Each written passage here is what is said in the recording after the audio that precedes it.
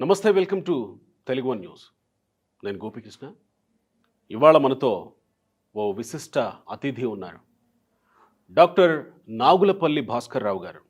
బహుశా ఈ పేరు చెబితే మొదటి తరం రాజకీయ నాయకుల దగ్గర నుంచి ఇప్పటి వరకు ఉన్న రాజకీయ నాయకుల వరకు చాలామందికి పరిచయం ఉండకపోదు అని నేను అనుకుంటున్నా.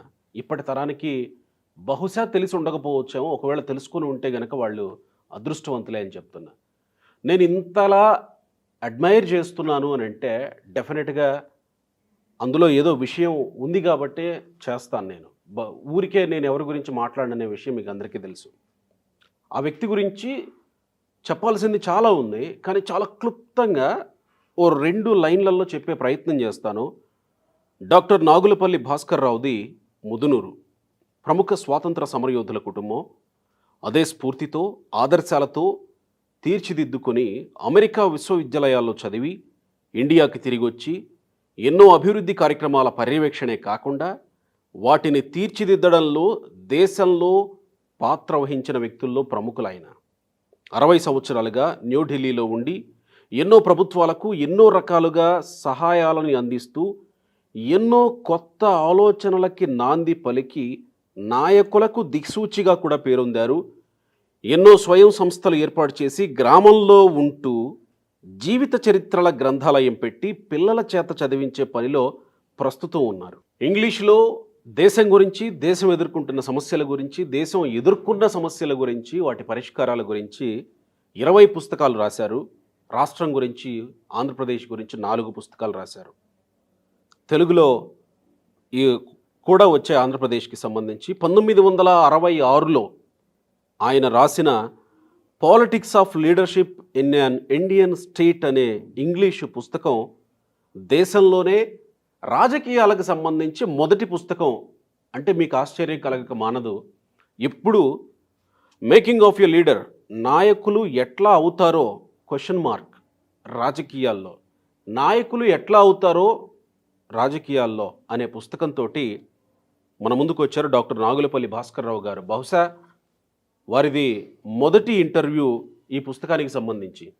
ఈ పుస్తకం ఎందుకు చదవాలి అనేది నేను చెప్పను, కానీ ఈ పుస్తకం చదివితే మిమ్మల్ని మీరు ప్రశ్నించుకోవడానికి ఒక అద్భుతమైన అవకాశం వస్తుంది. బహుశా ఆ ప్రయత్నం మీరు ఎప్పుడు చేయకపోతే కనుక ఈ పుస్తకం ఒకసారి చదవండి.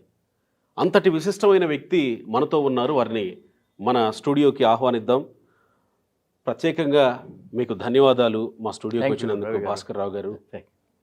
చాలా సంతోషం మీ సమయాన్ని మాకు కేటాయించినందుకు. సేమ్ టైం మీరు రావడం వల్ల కొన్ని కొత్త విషయాల్ని మా ఛానల్ ద్వారా ప్రేక్షకుల ముందుకు తీసుకుపోవడానికి అవకాశం కల్పించినట్లయింది. మొదటిగా ఈ మేకింగ్ ఆఫ్ ఏ లీడర్ అనే తెలుగులో వస్తే నాయకులు ఎట్లా అవుతారో రాజకీయాల్లో అనే పుస్తకం ఏంటి, ప్రేరణ ఏంటి మీకు? ఎందుకు ఇలాంటి ఒక పుస్తకాన్ని, అది కూడా ఈ ప్రస్తుత కాలంలో, ఈ ఇంటర్నెట్ యుగంలో పుస్తకం రూపంలో తీసుకురావాలని అనిపించింది మీకు? నేను గత 65 సంవత్సరాలుగా దేశంలో వివిధ కాలంలో రాజకీయాల్లో జరుగుతున్న మార్పులు, రాజకీయాల్లో ఉన్నటువంటి నాయకులను గురించి వివిధ కోణాల్లో చూస్తాం, స్టడీ చేయడం జరిగింది.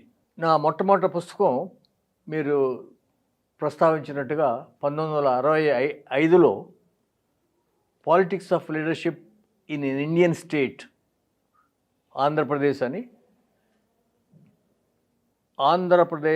ఆంధ్రప్రదేశ్ జిల్లాల్లో జిల్లా పరిషత్ నాయకులు, జిల్లా పరిషత్లో వచ్చినటువంటి జలగం వెంగళరావు ఖమ్మం జిల్లా నుంచి, కె విజయభాస్కర్ రెడ్డి కర్నూలు నుంచి, కాకాని వెంకటపురం కృష్ణా జిల్లా నుంచి, సాగి సూర్యనారాయణరాజు విశాఖపట్నం నుంచి, అట్లా వీళ్ళంతా ఎట్లా నాయకులు అయ్యారు, ఎందుకు అయ్యారు, ఏం చేశారు నాయకులుగా, వాళ్ళని గురించి ఇంకా గుర్తున్నారా అనేటువంటిది పుస్తకం రాశాను నేను.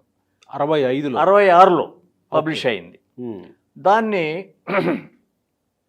లండన్లో ఉన్నటువంటి ప్రపంచ ప్రసిద్ధి చెందినటువంటి ఓరియంటల్ స్కూల్ ఆఫ్ అని ఒక సంస్థ రివ్యూ చేసింది అప్పుడు. అది నాకు ప్రేరణ. వీళ్ళంతా తెలుగు లీడర్స్ ఆఫ్ కోర్స్. ఇంగ్లీష్లో రాశాను అది, ఆ పుస్తకాన్ని Okay. ఇంగ్లీష్లో రాశాను. ఇంగ్లీష్లో ఎందుకు రాశాను అంటే, నేను అప్పుడు యుఎస్లో ఉన్నాను, అమెరికాలో. ఒక ప్రొఫెసర్ నన్ను అది చూసి, ఇది మాస్టర్స్ డిగ్రీకి థీసిస్గా సబ్మిట్ చేయకూడదా అన్నాడు. అట్లా అది ఆ అవతారం ఎత్తింది ఆ పుస్తకం. లండన్ ప్రొఫెసరు అట్లా రివ్యూ చేశాడు దాన్ని. సో అది అప్పటి నుంచి కొద్ది గొప్ప నేను ఈ రాజకీయ నాయకుల యొక్క తీరు తెన్నుల్ని ఏదో రూపంలో పరిశీలిస్తూనే ఉన్నాను. అయితే ఈ మధ్యకాలంలో గత 3-4 సంవత్సరాల నుంచి నేను సగం టైము మా స్వగ్రామంలోను, సగం టైం ఢిల్లీలో ఉండటం జరుగుతుంది. గ్రామంలో ఉంటున్నారు. గ్రామంలో ఉంటున్నాను. గ్రామంలో మా 100 సంవత్సరాల ఇల్లుని ఒక గ్రంథాలయంగా మార్చి, ఇండియాలోనే మొట్టమొదటి జీవిత చరిత్ర గ్రంథాలయం అనేటువంటిది 1400 తెలుగు జీవిత చరిత్రలను పెట్టి పిల్లల చేత చదివించడానికి ప్రయత్నిస్తున్నాను మీ స్వగ్రామంలో? మా స్వగ్రామంలో. ఈ సందర్భంగా నేను ప్రతిరోజు పిల్లలనే కాకుండా ఎంతోమందిని పక్క గ్రామాల్లో నుంచి వచ్చేవాళ్ళు చాలామంది వస్తారు నన్ను కలుస్తానికి. వీళ్ళ ద్వారా అనేకటువంటి ప్రశ్నలు అడగటున్నాను, నేను వాళ్ళని అడగటం. నేను ఎక్కువ నేర్చుకుంటున్నాను వాళ్ళ దగ్గర నుంచి. నేను I'm N eternal learner. So వాళ్ళు అడిగే ప్రశ్నల నుంచి నాకు ఎన్నో ఆలోచనలు కలుగుతున్నాయి. ఒక ఆలోచన ఏమిటంటే, ప్రస్తుతం దేశంలో ఢిల్లీలోనే కాదు, ఆంధ్రప్రదేశ్లో కూడా అన్ని రాష్ట్రాల్లోనూ జరిగేది బహుశా ఇదే అయి ఉంటుందా నేను అనే అభిప్రాయానికి వచ్చి, అదేమిటంటే నాయకులు అందరూ ఒకే గాడిని కట్టేస్తున్నారు. నాయకులని మంచి చెడులని గ్రహించలేకపోతున్నారా ప్రజలు ఓటర్లు అనేటువంటి అభిప్రాయానికి వచ్చాను. అంటే ఆ అనుమానం మీలో వచ్చింది. అనుమానమే కాకుండా గ్రహించడం కూడా జరిగింది గ్రామంలో, మా గ్రామంలో. అప్పుడు ఇంకొక ఏదో పుస్తకం చదవడం జరిగింది అదే సందర్భంలో. అది చూసి, అరే మరి తెలుగులో రాస్తే బాగుంటుందేమో అని నేను తెలుగులో రాయొచ్చా అని మొదలుపెట్టి ఓ 15 రోజుల్లో అట్లా ఈ పుస్తక రూపంలో వచ్చింది. అదేమిటంటే, ఎందుకు రాశాను అంటే, మీరు అడిగిన ప్రశ్న ప్రేరణ ఏమిటంటే, నేను ఇందాక చెప్పినట్టుగా రాజకీయాల్లో ప్రస్తుతం దేశంలో అన్ని రకాల వాళ్ళు ఉన్నారు. నాయకులుగా అందరినీ నాయకులే అంటున్నారు. ఒక నాయకుడికి ఇంకో నాయకుడికి బ్యాక్గ్రౌండ్ ఏదైనా కానీ అందరూ ఒకే రకంగా చలామణి అవ్వాలని జరుగుతుంది, చలామణి అవుతున్నారు. ఆ పరిస్థితులు ఉన్నాయి. అంటే దాని అర్థం ఏమిటంటే, నాయకులకి, స్టేట్స్మెన్కి, లీడర్కి తేడా ఏమిటి అనేది ప్రశ్నించుకుంటే, నాలో నేనే ప్రశ్నించుకున్నాను. అప్పుడు నాకు తట్టింది, అరే నేను ఇంతమందిని చూశాను ఢిల్లీలో, నా దగ్గరికి ఇంతమంది వస్తుండేవాళ్ళు. వీళ్ళల్లో ప్రస్తుత రాజకీయ నాయకుల్లో నుంచి ఉన్నారా ఎవరన్నా అని ఆలోచిస్తే కొంతమంది పేర్లు నాకు తట్టినాయి. ఇప్పటికీ ఉన్నారా? ఇప్పటికీ ఉన్నవాళ్ళు పేర్లు తట్టినాయి. సరే ఆలోచిస్తూ మొదలు పెడితే, అరే ఇది మరి దీని గురించి రాయొచ్చు కదా అని మొదలుపెట్టాను. అట్లా ఈ పుస్తక రూపంలో మేకింగ్ ఆఫ్ ఎ లీడర్ అని ఒక ఆయన 1978లో, ఆయన పేరు నేను అంతకుముందు వినలేదు, చూడలేదు, మా ఇంటికి వచ్చాడు ఇంకొక ఆయనతో కలిసి. ఇద్దరు అప్పుడే 3 నెలలు అయింది ఎన్నికై ఎమ్మెల్యేలుగా. వచ్చి మేము ఇద్దరు కలిసి పనిచేయదలుచుకున్నాము, మీ సలహాలు కావాలి, మీ సూచనలు కావాలి, మేము మిమ్మల్ని ఢిల్లీలో కలుస్తూ ఉంటాము అని పరిచయం చేసుకుని వెళ్ళారు. 78 అంటే కాంగ్రెస్ పార్టీ వ్యక్తులే, కాంగ్రెస్ పార్టీలు తరఫు నుంచి ఎన్నికైనటువంటి ఎమ్మెల్యేలు. ఆ తర్వాత కొద్ది కాలానికే వాళ్ళిద్దరూ వేరు అపోజిషన్గా విడివిడిగా నాతో మాట్లాడటం జరిగింది. అట్లా వాళ్ళ గ్రాఫ్ అంటే పొలిటికల్గా ఏ విధంగా పెరిగారు, ఏ విధంగా ఒక వివిధ రూపాల్లో, వివిధ దశల్లో వివిధ ఎమ్మెల్యేలుగా, మంత్రులుగా, చీఫ్ మినిస్టర్లుగా ఎట్లా ఎదిగారు, ఏ విధంగా పెరిగారు, ఏ విధంగా సేవలు చేశారు రాష్ట్రానికి అనేది నా మనసులోకి వచ్చింది. ఇక్కడ ఇక్కడ ఒక్క ప్రశ్న సార్, నాకు మీరు అన్నారు పొలిటీషియన్, లీడర్, స్టేట్స్మన్ అని. పొలిటీషియన్ వరకు ఓకే, అందరినీ మనం పొలిటీషియన్గా మాట్లాడతాం. లీడర్ అంటే కూడా కొంత ఆలోచించాలేమో, ఎవరైనా ఉన్నారని వెతకాలేమో. ఇక స్టేట్స్మెన్ వరకు వెళ్ళాలా ఇప్పుడున్నటువంటి రాజకీయాల్లో? అక్కడ వరకు వెళితే దొరికే అవకాశం ఉంటుందా ఎవరైనా? మీరు మంచి ప్రశ్న అడిగారు. చాలా కష్టం దేశంలో ప్రస్తుతం. వాళ్ళని భూతద్దం పెట్టి చూడాలి. నేను అదే అందుకే చూస్తే కనపడిపోతారా అనే భావంతో మొదలుపెట్టాను. అప్పుడు ఎట్లా మొదలుపెట్టానంటే, నాయకుడు స్టేట్స్మెన్ అంటే is suppose to be above and beyond elections. First condition, మొట్టమొదటి కండిషన్ ఏమిటంటే స్టేట్స్మెన్కి not for election to election. నేను ఈ ఎలక్షన్లో గెలవటమే నా ముఖ్య ఉద్దేశం కాదు, నేను ఎట్లాగైనా గెలవాలనేటువంటిదే కాదు. నేను అందుకే ఈ పుస్తకాన్ని నేను ఎవరికి అంకితం చేశానంటే, ఒక ఆయన చనిపోయి 50 సంవత్సరాల పైన అయింది, అయినా కానీ ఈ రోజుకి ఆయన ప్రతి సంవత్సరం గుర్తుపెట్టుకుంటారు ప్రజలు, రైతులు. స్టేట్స్మెన్ అంటే అది ఎగ్జాంపుల్గా ఆయనకి ఈ పుస్తకం అంకితం ఇచ్చాను. కాకాని వెంకటరత్నం అనే నాయకుడు, ఆయన చనిపోయి 50 సంవత్సరాల పైన అయింది. అవును, ఇవాళ రోజున కూడా ఆయన విగ్రహం మిమ్మల్ని ప్రభావితం చేసిన నాయకుడిగా మీరు ప్రస్తావించారు. ఆయన ఎగ్జాంపుల్గా ఎందుకు పెట్టానంటే, ఆయన సంపాదించుకోవటం విషయంలో కానివ్వండి, కొన్ని జిల్లాల్లో విద్యకు కారణం ఆయన, సంపద సృష్టికి కారణం ఆయన. ఈ రోజుకి ప్రజలు గుర్తుపెట్టుకున్నారు ఆయన్ని. అంటే ఆయన రాజకీయ నాయకుడా, స్టేట్స్మెన్నా, లీడరా? ఆయన లీడర్ కన్నా పెరిగాడు అనేది గ్రహించారు ప్రజలు అనే కదా. మరి ఆ దృష్టితో నేను ప్రస్తుత ఉన్న నాయకుల్ని పరిశీలించడం మొదలుపెట్టారు. ఎట్లా మొదలుపెట్టానంటే, నాకున్నటువంటి వ్యక్తిగతంగా నా వ్యక్తిగత దృష్టితో కాకుండా, నాకేం చేశారు అనేటువంటిది కాకుండా, స్టేట్స్మెన్నే అతను చిన్న చిన్న పనులు చేశాడా అనేది కాదు, ఆ దృష్టితో కాదు, దూరదృష్టి, భవిష్యత్తుని దృష్టిలో పెట్టుకుని నా తర్వాత తరం గురించి బాధ్యతతో ప్రవర్తించే నిర్ణయాలు తీసుకోగలిగే, కనీసం సొంతంగా తీసుకోకపోయినా తీసుకోవాలనేటువంటి ఆలోచన ఉన్నటువంటి నాయకులు స్టేట్స్మెన్ అని అంటాము. అలాంటి వ్యక్తులు మిమ్మల్ని 1978లో కలిసిన ఆ ఇద్దరు వ్యక్తుల్లో ఉన్నారా? అఫ్కోర్స్ వారి భావజాలాల తర్వాత వేరయ్యాయి అని మీరు చెప్పారు, కానీ ఆ ఇద్దరు వ్యక్తుల్లో ఉన్నారా? ఆ వ్యక్తులు ఎవరు? ఎందుకు మీరు వారిని స్టేట్స్మెన్లుగా, లీడర్లుగా, పొలిటీషియన్లుగా గుర్తించారు? చంద్రబాబు నాయుడు పేరు చెప్పగా తప్పదు, తప్పకుండా చెప్పాలి. ఆ వచ్చిన ఇద్దరిలో ఈయన ఒకడు. రెండో ఆయన doctor Rajasekhara Reddy, YS Rajasekhara Reddy. Both are good leaders. ఇద్దరు మిత్రులు, గుడ్ లీడర్స్. అప్పుడు అయితే వాళ్ళ పరిచయాలు, నేను ఎప్పుడూ వాళ్ళ పార్టీ మెంబర్ని కాదు, నేను వాళ్ళ ప్రభుత్వాల్లో నేను ఏ పాత్ర పోషించలేదు. వాళ్ళ దగ్గర నుంచి నేను ఏ విధమైనటువంటి లబ్ధి పొందలేదు, ఆశించలేదు. మిత్రులుగా మాత్రం భావించాను చాలా వరకు, ఇద్దరిని కూడా. వాళ్ళ ద్వారా ఇంకా కొంతమంది వ్యక్తుల్ని, ఎన్టీ రామారావు లాంటి నాయకులను కూడా తెలుసుకుంటాం జరిగింది. అప్పటి వరకు మీకు ఎన్టీఆర్తో పరిచయం లేదు? అప్పటి వరకు ఆయన రాజకీయాల్లో లేరు.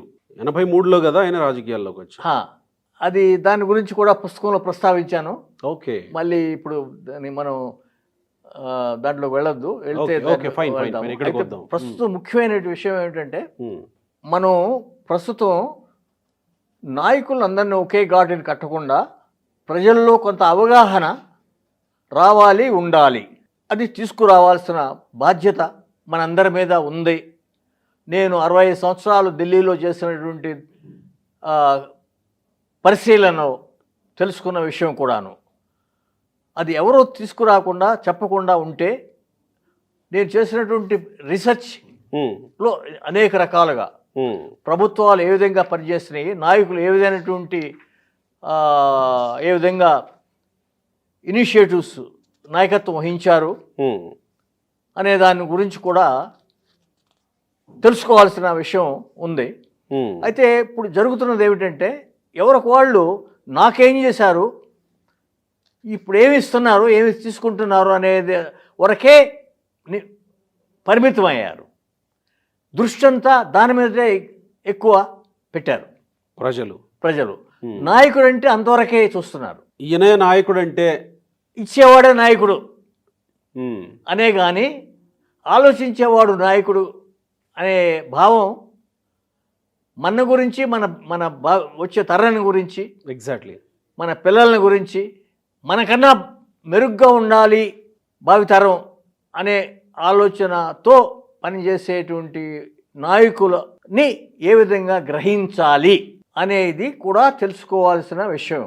అయితే మనం తెలుసుకోలేకపోతున్నాం. ఇప్పుడు అంత టైం ఉందా ప్రజలకి? అదే ప్రజలకి ఎవరికి వాళ్ళు ఇప్పుడు నాకేమి, అందుకే దీంట్లో ప్రస్తావించాను పుస్తకంలో ఎన్నో విషయాల్లో చిన్న చిన్న విషయాలను దృష్టిలో పెట్టుకుని ఆలోచిస్తారు నాయకులు అంటే నాకేం చేయలేదు, లేకపోతే నాకేం ఇవ్వలేదు అనే దృష్టే కానీ పెద్ద పెద్ద సమస్యల గురించి భవిష్యత్తుని దృష్టిలో పెట్టుకుని ఆలోచించే వాళ్ళ నాయకుల గురించి మనం ఎట్లా చూడాలి, గ్రహించాలి అనేది ఏ విధంగా ఉండాలి అనేది చెప్పటం ఈ పుస్తకం యొక్క ఉద్దేశం.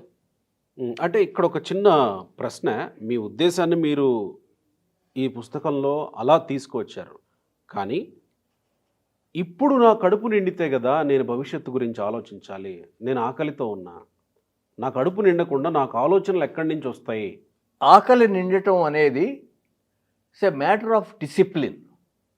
ఆకలి నిండటం అనేది కడుపు నిండటం ఒక్కటే కాదు, మైండ్ కూడా, కడుపు మైండ్ రెండు ఆహ్లాదం అనేది కూడా పార్ట్ ఆఫ్ దట్. కడుపు నిండటంతో మొదలయ్యి అంతం కాదు, కడుపు నిండటం అంతం కాదు, ఆరంభమే. కడుపు నిండుతుంది, తర్వాత ఏంటి ఆలోచించాలి కదా, అది ఆలోచించాలి కదా, అది గ్రహించటంలోనే ఉంది మజా, అది గ్రహించడంలోనే ఉంది. నేను కొంతమంది ప్రజల తరపు నుంచి అడుగుతున్నా అన్నమాట ఈ ప్రశ్న. అది మంచి, నాకు అసలు కడుపే నిండలేదు. చాలా మంది ఈ ప్రశ్నతోనే ఆగిపోతారు. మంచి ప్రశ్న అడిగారు మీరు. ఆగిపోతారు అక్కడ. ఆరంభం కాదు, అక్కడి నుంచి మనం ఎట్లా ఆరంభం మనం మనం ఎలివేట్ చేసుకుంటే, అయితే మనం ఒక గొప్ప వ్యక్తులుగా, గొప్ప సమాజంగా తయారవ్వాలంటే, తయారు చేయాలంటే ఏ విధమైనటువంటి నిర్ణయాలు తీసుకోవాలి, ఏ దృక్పథంతో ఆలోచించాలి, ఏ దృక్పథంతో మనం ఓటేయాలి అనేది కూడా ఆలోచించాలి కదా. అందరినీ ఒకే ఘాటిని కట్టేసాం అనుకోండి, అప్పుడు మనం ఆరంభంతోనే ఆగిపోతాం. అవును కదా, మంచి ప్రశ్న వేశారు మీరు. అది దృష్టిలో పెట్టుకుని ఈ పుస్తకాన్ని రాశానని అనుకుంటున్నాను నేను. ఈ నాయకులు ఎట్లా అవుతారో అనే దానికి ఈ పుస్తకంలో మీరు మీ మస్తిష్కంలో ఏ ఆలోచనలు అయితే మొదలయ్యాయో దానికి పరిష్కారం, ముగింపు దొరికిందా? నాయకులు ఎట్లా అవుతారనే దానికి ముగింపు, నాయకుడు స్టేట్స్మెన్కి ముగింపు అనేది ఇమ్మీడియట్గా ఉండదండి. కొంతకాలానికి కానీ పీఠికలో మొట్టమొదట ఇంట్రడక్షన్లో రాశాను, 10 సంవత్సరాల తర్వాత కానీ దాని యొక్క ప్రభావం, దాని యొక్క ఫలితం కొద్ది గొప్ప తెలిసినప్పుడు కానీ అది గ్రహించు. అదే నాయకుడేమో ఇమీడియట్గా ఆరంభం యొక్క ఫలితం కోసం చూస్తాడు. స్టేట్స్మెన్ ఏమో ఇమీడియట్గా కాకుండా భవిష్యత్తు కూడా గుర్తుపెట్టుకునేది, వర్తించేది గురించి కూడా ఆలోచిస్తాడు. అంటే మనం పేర్లు ప్రస్తావించుకున్నాం కాబట్టి ఆల్రెడీ ఇంకాస్త ముందుకెళ్లే ప్రయత్నం చేద్దాం. ఇప్పుడు మొన్న ఎగ్జాంపుల్ మీరు అడిగేదానికి నేను గ్రహించాను, మీరు అడిగే ప్రశ్నకి. మొన్న హైదరాబాద్లో హైటెక్ సిటీ, సైబర్ టవర్ కట్టి 25 సంవత్సరాల సందర్భంగా ఒక కార్యక్రమం జరిగింది. ఆ కార్యక్రమాన్ని నేను చూస్తూ సంభవించింది ఢిల్లీలో, టీవీలో, మీదో ఎవరిదో. Okay okay. దాంట్లో నేను తెలుసుకుంది ఏంటంటే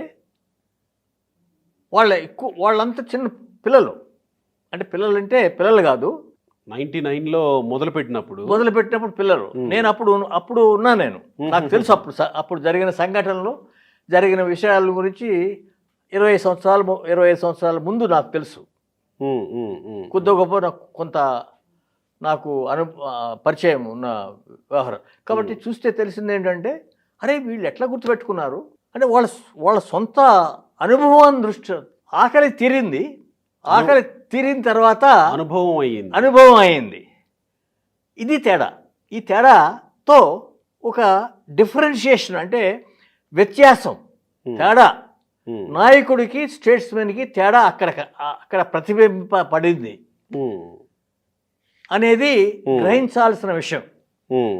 తర్వాత ఈ పుస్తకంలో మీరు పీఠికలో ప్రస్తావిస్తూ, చంద్రబాబు 52 రోజులు రాజమండ్రి జైల్లో ఉంటే గాని యువకులు యుగళ గీతం పాడి గతం గుర్తు చేస్తే గాని ఆయనకి ఇతర రాజకీయ ప్రత్యర్థులకి తేడా గ్రహించలేకపోయారనేగా తెలిసింది ఇప్పుడు అని అన్నారు. ఇక్కడ ఇతర రాజకీయ నాయకులకి చంద్రబాబుకి తేడా ఏమి బయటకు వచ్చినట్టు, ఏమి బయటకు తీసుకొచ్చినట్టు ఈ యువకులు యుగళ గీతం పాడి ఏం తీసుకొచ్చారనేది మీ ఉద్దేశం? ఒక కాలువ తవ్వారండి, కాలువలో నీళ్లు వెంటనే వచ్చి పంట పండే వరకు టైం పడుతుంది కదా. పంటలు పండినప్పుడు కదా మీరు, అరే నీళ్లు కాటన్ ద్వారా మనకు వచ్చింది, కాటన్ ద్వారా గురించి మనం ఇప్పుడు కూడా మెచ్చుకుంటాం. అవును. అదే రకంగా ఆయన వల్ల కదా మనకి ఈ ఉద్యోగం వచ్చింది, ఆయన వల్ల కదా. ఇప్పుడు నేను కొత్త పుస్తకం ఒకటి రాస్తున్నాను, చెప్పాలి ఈ సందర్భంగా. అది ఏమిటాయంటే, చాలామంది ఆ టైటిల్ చెప్పినప్పుడు నవ్వారు నన్ను గురించి.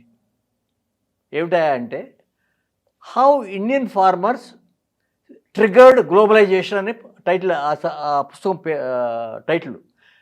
హౌ ఇండియన్ ఫార్మర్స్ అంటే ఇండియన్ రైతులు గ్లోబలైజేషన్కి ఎట్లా తోడ్పడ్డారు అనేది ఆ పుస్తకం టైటిల్.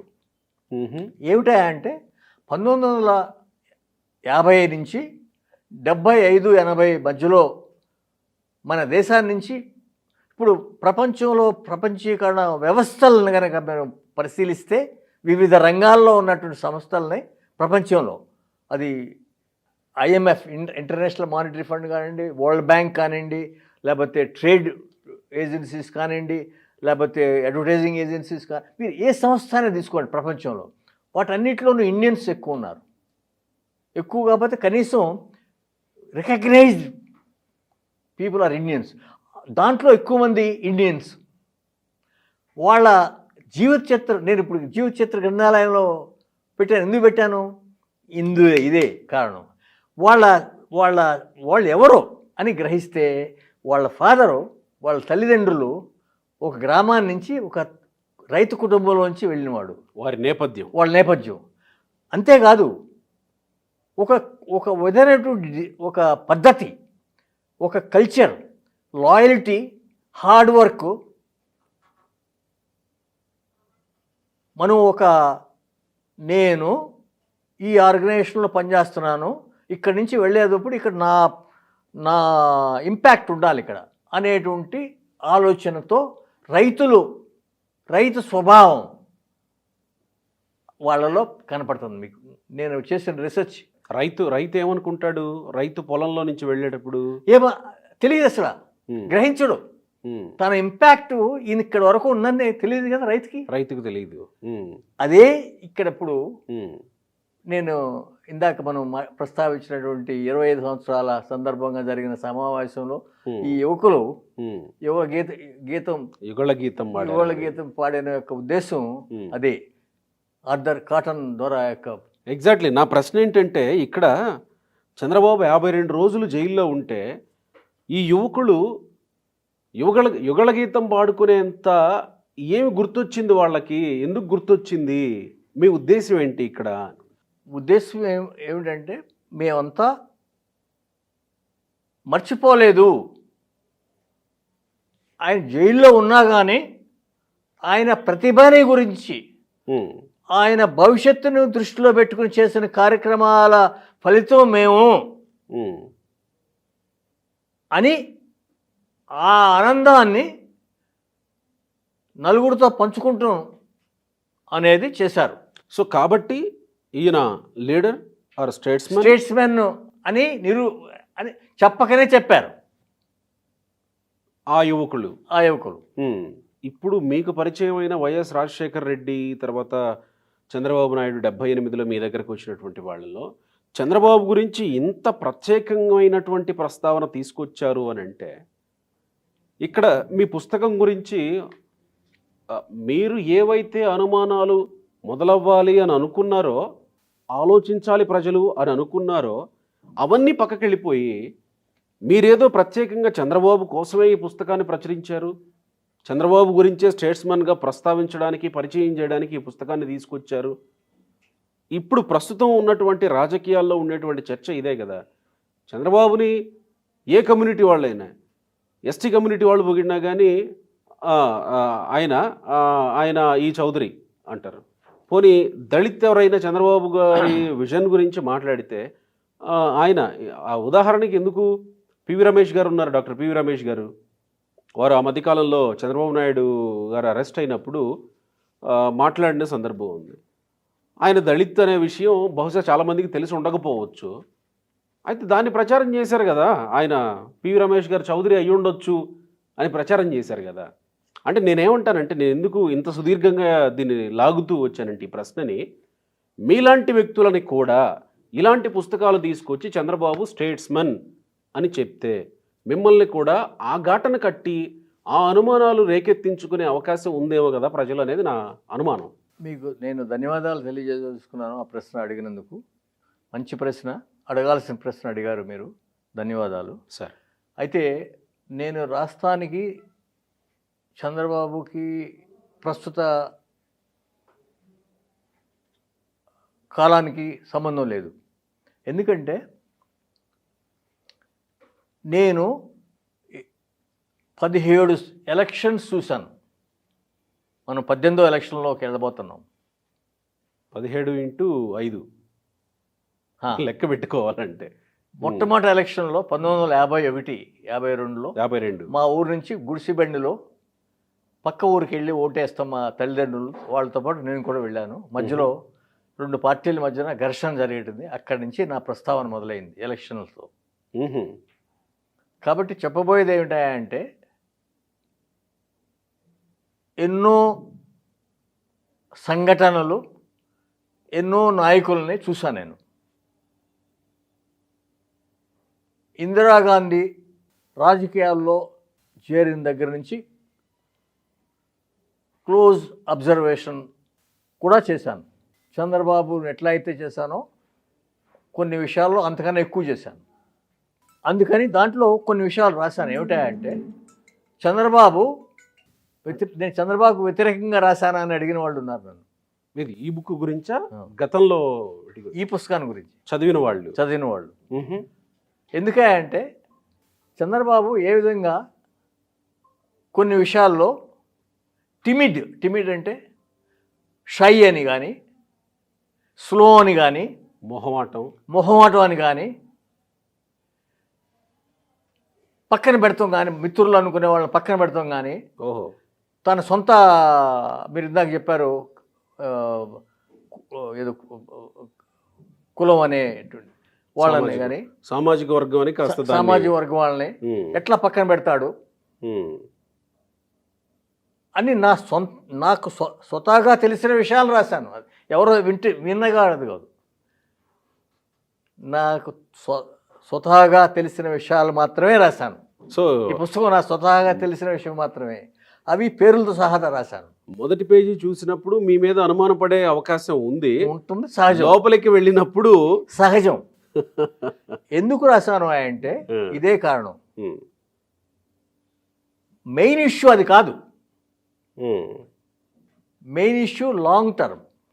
ఈ లీడర్ కాదు, ఈ ఎన్నిక కాదు అనే దృక్పథంతో ఈ పుస్తకం రాయడం జరిగింది. ఈ ఎన్నిక కాదు, ఈ అభ్యర్థులు కాదు, అని చూడాలి, ఉమ్, ఎట్లా చూడాలి ఉమ్.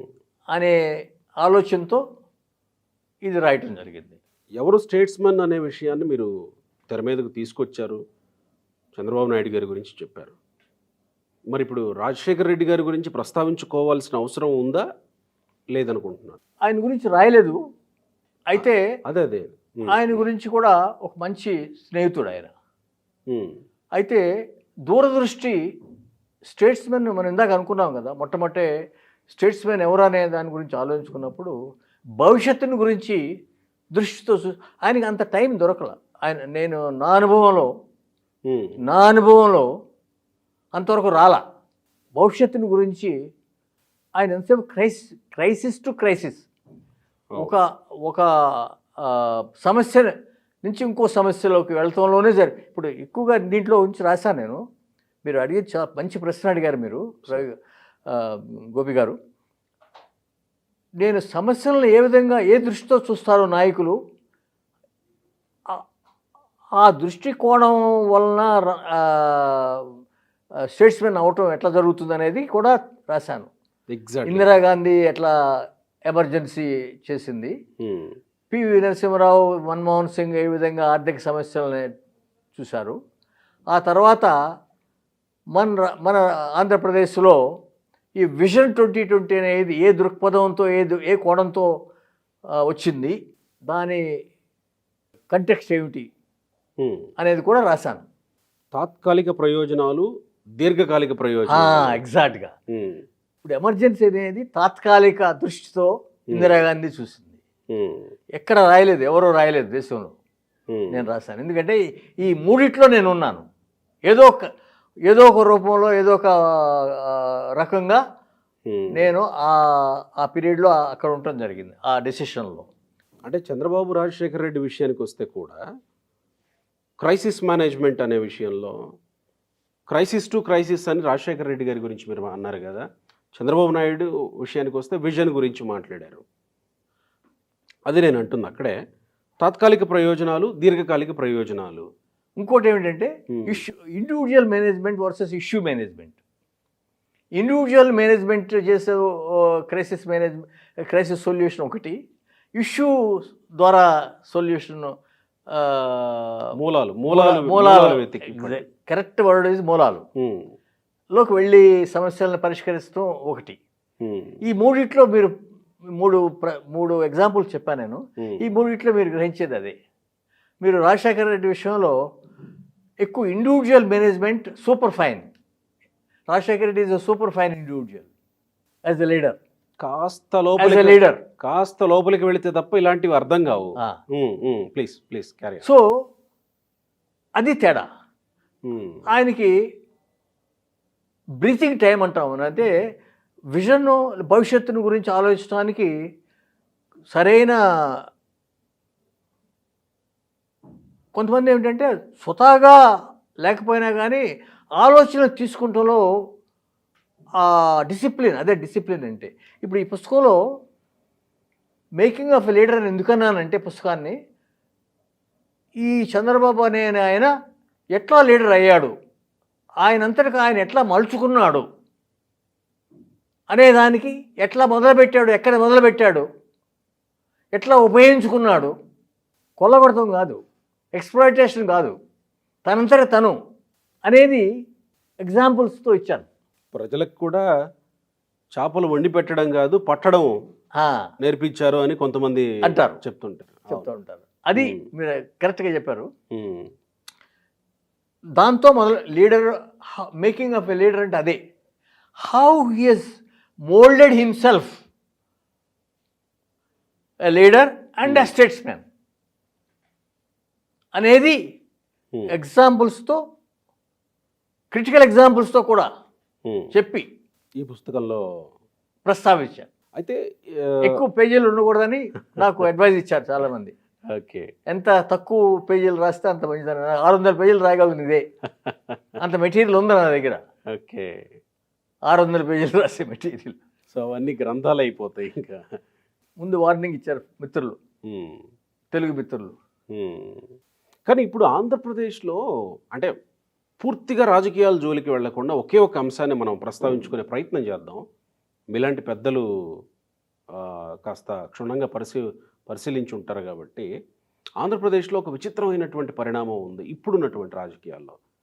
ఆంధ్రప్రదేశ్లో ఏ పార్టీ అధికారంలోకి వచ్చినా, ఏ పార్టీ అధికారంలోకి రావాలి అని అన్నా, ముఖ్యంగా ప్రాంతీయ పార్టీలుగా ఆవిర్భవించిన తెలుగుదేశం పార్టీ, వైఎస్ఆర్సీపీ, ప్రస్తుతం ఉన్నటువంటి రాజకీయ పార్టీలు, వీళ్ళు బీజేపీ అండ ఉంటేనే మనం మనగలం, లేకపోతే మన మనుగడే ప్రశ్నార్థకం అనే స్థాయిలో ఆంధ్రప్రదేశ్ ప్రజల్ని కన్విన్స్ చేసే పరిస్థితుల్లోకి వెళ్ళిపోవడాన్ని ఎట్లా చూస్తారు మీ కోణంలో? విచిత్రమైన పరిస్థితి. అది బీజేపీ అని కాదు, union government. Okay, union government ఎవరి చేతుల్లో అంటే ఉంది? ప్రస్తుతం ఉంది బీజేపీ కాబట్టి దీంట్లోనే బీజేపీ కాబట్టి. అంటున్నాను. అది ఇంకో పార్టీ ఉంటే ఆ పార్టీ. అంటే కాంగ్రెస్ పార్టీ ఉన్నప్పుడు కూడా ఇలాంటి చర్చ జరిగిందా? జరిగింది కదా. Okay okay. యూనియన్ అంటే రిఫైన్డ్గా జరగటం, క్రూడ్గా జరగటం అనేది తేడా ఉంది. ఇందాక అనుకున్నాం కదా, ఇండివిజువల్ బేసిస్ జరగటం, ఇష్యూ బేసిస్ మీద జరగటం. ఇప్పుడు ఇదే ఆంధ్ర స్పెషల్ స్టేటస్ లేకపోతే కొన్ని జిల్లాలో కొన్ని ప్రాంతాలు ఇటా అటా అనే విషయం మీద ఈ ఈ క్లోజ్నెస్, ప్రాక్సిమిటీ ఇది జరగటం ఒకటి. ఇండివిజువల్ కబళిస్తాం అంటారు, హోల్డ్లో పెట్టుకోవటం, హోల్డ్లో పెట్టుకుంటాం, లేకపోతే ఇంకాస్త పాము కప్ప, కబంధ హస్తాల్లో పాము పెట్టుకోవడం. కప్ప వ్యవహారం లాంటిది ఒకటి. సో ఈ తేడాలు అప్పుడు ఇప్పుడు ఉంటాయి, సహజం రాజకీయాల్లో. కానీ ఇప్పుడు బీజేపీ యూనియన్ గవర్నమెంట్లో ఉన్నప్పుడు వేరే లెవెల్లో ఉన్నాయనుకోవాలి, తేడాలు ఉంటాయి కదా. ప్రభుత్వాల్లోనూ వాళ్ళు ఎవరైతే సారథుల యొక్క ఆలోచన విధానంలోనూ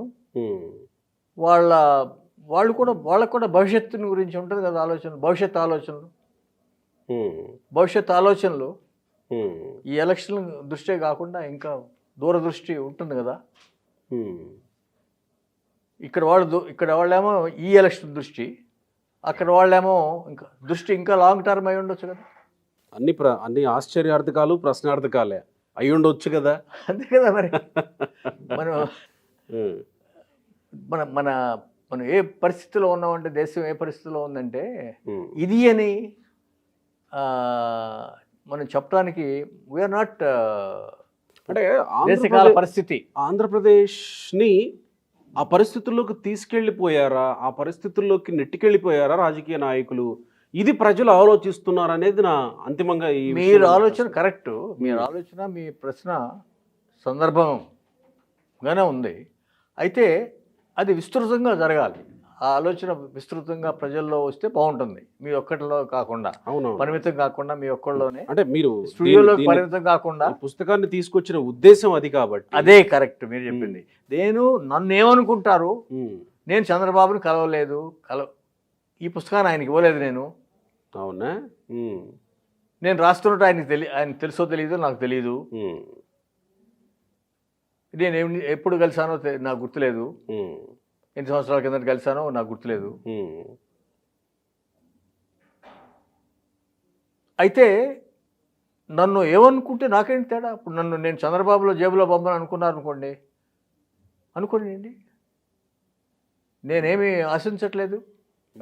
మీరు చెప్పాలనుకున్నది స్వేచ్ఛగా చెప్పాలనుకున్నది. ఎందుకంటే నా అనుభవంలో తెలుసుకున్నది రాయాలి కదా. రాయకపోతే నా 60 సంవత్సరాల రీసెర్చ్ ఫలితం ఏమిటి మరి? అందుకే నేను అడుగుకున్న ప్రశ్నకి నాకు సరైన సమాధానం, సంతృప్తికరమైన సమాధానం నాకు రాకపోతే నేను సరిగ్గా నిద్రపోను కదా. అంటే ఇంకాస్త రాష్ట్రాల విషయంలో ముందుకెళితే, రాష్ట్రాలన్నీ స్వయం ప్రతిపత్తి కలిగినవే కదా అని అనుకుంటున్నారు. అంతేనా? అంతే. ఎన్టీ రామారావు గారు గుర్తుంచుకోవాలి, there is no centre. Exactly. మిథ్య. విద్య ఎంత గొప్ప అన్నారు. అది మర్చిపోయారు. మర్చిపోయారా అనిపిస్తుంది. మర్చిపోయారేమో అని ఏమో అనిపిస్తుంది. మీరు నేను గుర్తు చేయాల్సి వస్తుంది ఇట్లాంటి సందర్భాల్లో. కాబట్టి ఎందుకు చేస్తున్నాం మనం? మన గురించి అభిప్రాయం వేరే వాళ్ళు ఇంకో రకంగా ఆలోచించవచ్చు. వీళ్ళు ఏంటి ఏదో ఏదో ముస్లిం చేస్తున్నారా అనుకోవచ్చు, పెడుతున్నారా అనుకోవచ్చు కదా, అనుకుంటారు కూడాను. అయినా అయినా కానీ మనం చెప్తున్నాం. మన వృత్తి ధర్మం అది, మన బ్యాక్గ్రౌండ్ అది. వాళ్ళ మెదడుల్లో ఇలాంటి ఒక విత్తనం నాటడమే మనం ఈ ఇంటర్వ్యూ. లేకపోతే మన ఎందుకు? లేకపోతే ఆలోచించండి, రాష్ట్రం గురించి ఆలోచించండి ఎగ్జాక్ట్ గా అని చెప్పడమే. ఆలోచించండి, ఆలోచించాలిగా అనేదే నా దృక్పథం, నా ఉద్దేశం. ఎగ్జాక్ట్లీ అంతే. ఎవరేమనుకున్నా పుస్తకం చదువుతారా చదవరా అనేది కూడా నేను రాయాలనుకున్నది, చెప్పాలనుకున్నది చెప్తున్నా. మీరు వీళ్ళకి అనుకూలమో వాళ్ళకి వ్యతిరేకమా అనేది మీ దృక్పథం. మరొక్క అంశం నేను మిమ్మల్ని అడగాలనుకుంటున్నాను. అడగండి. మీ ఈ 60 ఏళ్ల రాజకీయ పరిశీలనలో, సుదీర్ఘ పరిశోధనల్లో నేను మొదట నా ఇంట్రోలో చెప్పినట్టు మీరు కేంద్ర ప్రభుత్వాలకి సలహాదారుగా కూడా వ్యవహరించారు. అంటే కేంద్ర ప్రభుత్వాలు కాదు, యూనియన్ కేంద్రం అని నేను. కేంద్రం అనరా? ఓకే. యూనియన్ ప్రభుత్వాలకి, యూనియన్ ప్రభుత్వాలకి సలహాదారుగా చాలా కాలం చేశాను, ఎన్నో రకాలుగా. ఆంధ్రప్రదేశ్లో జరిగిన ఈ పరిణామం ఏదైతే ఉందో, ఒక ప్రభుత్వం వచ్చాక గత ప్రభుత్వం ఏమేం చేసింది వెతికి తవ్వి తీసి, అంటే క్రైమ్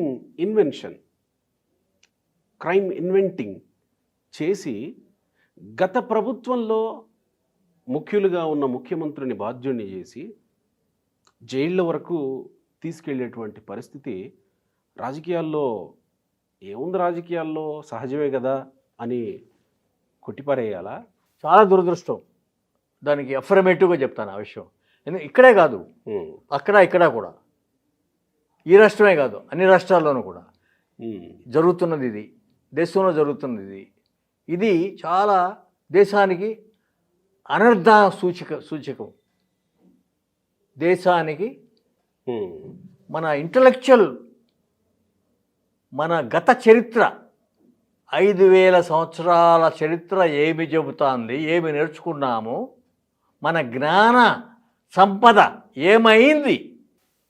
మన సంపదను పెంచుకోవాలి, జ్ఞానాన్ని పెంపొందించాలి, ఒక మంచి ఎగ్జాంపుల్ సెట్ చేయాలి అనే దృష్టితో వెళ్ళాలి. ఇంతకుముందు చేసిన వాళ్ళని కన్నా మారు బాగా చేయాలి అనుకోవాలి. కానీ ఉదాహరణకి కాకాని వెంకటరత్నం గారి లాగా 50 ఏళ్లకు కూడా గుర్తుంచుకొని ఆయన చేయాలి, స్ఫూర్తిని స్ఫూర్తితో ముందుకు వెళ్ళాలి. కానీ ఎంతసేపు పాతదాన్ని గురించి ఆలోచించి వృధా మైండ్ని పొల్యూట్ చేసుకుంటే కాకుండా వాళ్ళ మైండ్ని, ఇతరుల మైండ్లు కూడా పొల్యూట్ చేయటం అనేది చాలా అన్యాయం. అంటే ఈ పరంపర, ఈ సాంప్రదాయం మీరన్న యూనియన్ గవర్నమెంట్లో ఉన్న ప్రస్తుత బీజేపీ నుంచే అనివార్యంగా సంక్రమించిందేమో. ఇది ఇళ్ళు వాళ్ళు అని కాదండి. ప్రస్తుత రాజకీయ నాయకుల ప్రవర్తన తీరు వీళ్ళు వాళ్ళు అని కాకుండా అందరి తీరు అదే రీతిలో కంపల్షన్ లాగా బిహేవ్ చేస్తున్నారు. ఈ ఆలోచన చాలా, నేను దీన్ని తీవ్రంగా ఖండిస్తున్నానండి. భవిష్యత్తుని గురించి ఆలోచించే వాళ్ళు ఎవరు? ఈ దేశ గొప్ప చరిత్రను గురించి, గొప్ప చరిత్ర ఉంది ఈ దేశానికి. మనం ఎన్నో అద్భుతాలు సృష్టించిన దేశం ఇది, ఎన్నో రంగాల్లో. చోళుల రాజ్యం, చోళుల గురించి మనం ఇప్పుడు కూడా చెప్పుకుంటున్నాము, చెప్పుకోవాల్సిన విషయాలు ఉన్నాయి. వాళ్ళ దగ్గర నుంచి చాలా నేర్చుకున్నాం. మనం ఎప్పటికప్పుడు నేర్చుకుని ముందుకెళ్ళేలా ప్రజలు ఉన్నాయి. ఇందాక నేను చెప్పాను, ఫార్మర్స్ గ్లోబలైజేషన్కి ఎట్లా సహకరించారు అనేది అని చెప్పానే, అదే రకం ఆ రకంగా ఆలోచించాలి. కానీ మనం ఎంతసేపు పాతదాన్ని నెగిటివిజంలోకి వెళ్తే ప్రగతికి స్ఫూర్తి దాంట్లోంచి రాదు. ప్రగతికి స్ఫూర్తి కొంతమంది తప్పేంటి, తప్పు చేస్తే ఎవరినైనా శిక్షించాలి, దానికి సంస్థలో తప్పు చేసినప్పుడు వెంటనే ఎస్ వాళ్ళు అన్న దాంట్లో తప్పు జరిగినప్పుడు దాన్ని శిక్షించాల్సిన అవసరం ఉంది. అయితే తప్పుని తప్పుగా అందరికీ తెలిసేటట్టుగా చేయాలి, ఇంకోసారి జరగకుండా చూడాలి తప్పుని. దానికి బహిర్గతంగా జరగాలి విషయం అది. శిక్ష మాత్రం శిక్ష అంటే అట్లా జరగకుండా చూడాలి మళ్ళీ. అంతేగాని ప్రతి 5 సంవత్సరాలకి ఇది జరుగుతూ మొదలు పెడితే మనం ముందు ఎట్లా వెళ్తామండి? ఏం కోల్పోతాం ఇలాంటివి జరిగితే అనేది? సరే, జరిగింది, కొంతమంది అలా స్వాగతించారు, కొంతమంది ఇలా ఎందుకు కాకూడదని అనుకున్నారు. అయితే అంతిమంగా దీనివల్ల మనం కోల్పోయేది ఏంటి? రావాల్సిన ప్రయోజనాలు ఎక్కడున్న వాళ్ళు అక్కడే ఉండిపోతాం, కూపస్థ మండుకోలాగా ఉండిపోతామా అని ఆలోచించాల్సిన విషయం ఇది. చాలా తీవ్రమైన విషయం ఇది. దీని పరిణామాలు ఎవరు చేసిన పరిణామాలు భవిష్యత్తు మీద తీవ్రంగా ఉంటాయి. భావి పౌరుల మీద ముఖ్యంగా ఇది చాలా పాయిజనస్ కల్చర్ని ప్రమోట్ చేస్తాయి. వాళ్ళు వీళ్ళు అని మనం పేర్లు ప్రస్తావన అనవసరం. యాజ్ ఏ మ్యాటర్ ఆఫ్ ఆ ఆలోచన విధానాన్ని మనం ఖండిస్తున్నాం. ఇండివిజువల్స్ కాదు, ఎగ్జాక్ట్లీ మనం ఇండివిజువల్స్ గురించి మాట్లాడతాం ఇక్కడ, వీళ్ళు వాళ్ళని కాదు. ఆలోచన విధానాన్ని, ఆ పద్ధతిని ఖండించాలి. చాలా సంతోషం డాక్టర్ నాగులపల్లి భాస్కర్ రావు గారు. మీ ఈ పుస్తకం చాలా తక్కువ పేజీలతో కూడినటువంటి పుస్తకం, మొత్తం 71 పేజీలు మాత్రమే ఉంది. చాలా సరళమైన భాషలో ఉంది, అందరికి అర్థమయ్యే తెలుగు. గోపి గారు, చాలా సంతోషం. మీరు మీ కార్యక్రమాలు నేను చూస్తూ ఉంటాను ఢిల్లీలో. ధన్యవాదాలు. చాలా బాగా చేస్తారు మీరు. అందుకే నేను ఈ కార్యక్రమాన్ని ఢిల్లీలో ఎన్నో సంవత్సరాలు అయి ఉంటుంది. అవునా? ఎవరితో అయినా ఇలా సంభాషిస్తాం. మీతో సంభాషిస్తూ చాలా సంతోషం. మీరు మంచి ప్రశ్నలు అడిగారు, కొన్ని తీవ్రమైన వాటిని మరి అడగాల్సిన ప్రశ్నలు మీరు అడిగారు. ఎగ్జాక్ట్లీ. నేను ఈ పుస్తకం ద్వారా కనీసం కొంతమంది అయినా తమని తాము ప్రశ్నించుకోగలిగితే, కొంతమందిలోనైనా మార్పు ఈ పుస్తకం తేగలిగితే, ఆ సంతోషించే వాళ్ళలో మొదటి వరుసలో నేనుంటా అని చెప్తున్నా. నా ఉద్దేశం అదే. థ్యాంక్ యూ, ధన్యవాదాలండి. Thank you so much. నమస్కారం రవి.